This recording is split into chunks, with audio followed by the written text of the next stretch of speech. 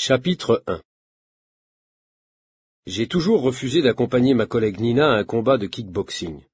Mais cette fois, je ne trouve pas d'excuse. C'est dimanche, il est 15 heures, et Nina me demande de la conduire et d'assister à son combat. Nina, tu comprends pas.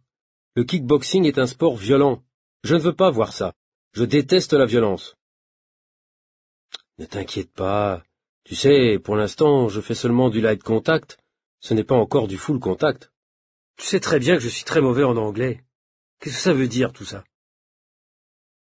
Eh bien, ça veut dire que je touche à peine mon adversaire. Ce qui compte, c'est le mouvement. Et tes adversaires, hein? Comment tu peux être sûr qu'elles contrôlent leur mouvement? Je ne veux pas assister à un combat de Nina. Je déteste les arts martiaux. Surtout quand ce sont des femmes qui les pratiquent. Et surtout quand c'est Nina. J'ai peur pour elle, mais comment lui dire ça?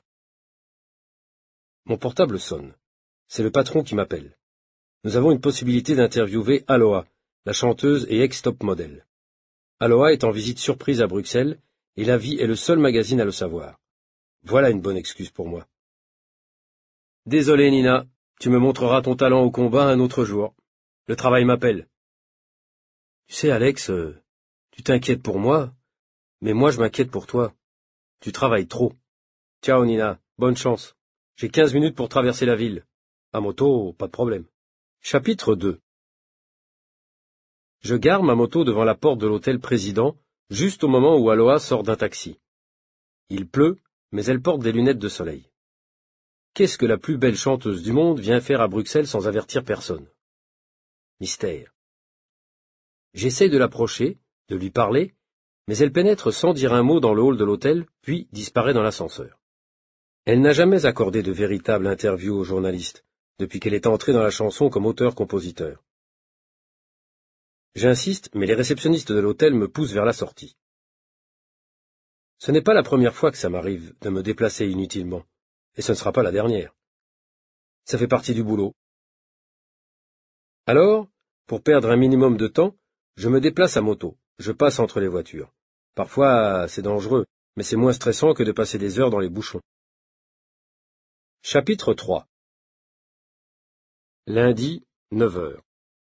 Je m'assieds à mon bureau, mais je n'ai pas le temps d'allumer mon ordinateur, parce que Jackie, mon collègue, apparaît visiblement très fâché. La machine à café ne fonctionne pas, c'est toujours à moi que ça arrive. C'est incroyable, pour une fois que j'ai besoin d'un café, il n'y en a pas. De toute façon, ce café est très mauvais. Laisse tomber.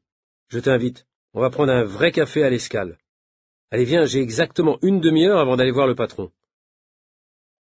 J'aime bien Jackie, mais il croit toujours que le monde entier est contre lui, même les machines à café.